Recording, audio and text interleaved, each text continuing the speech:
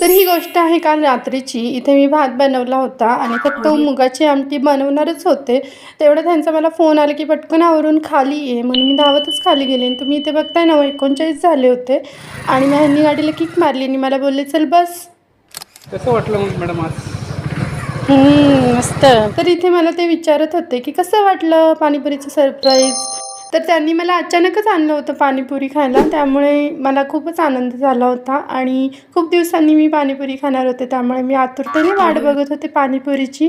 आणि त्याच्यानंतर मिळणारी सुकी पुरीसुद्धा खूपच मस्त वाटलं खाऊन आणि अजूनही भूक होती, त्याच्यामुळे आमच्या इथे मसाला पुरी म्हणून प्लेट मिळते, आम्ही मसाला पुरी खाल्ली. ती एवढी गरम होती, तोंड भाजत होतं.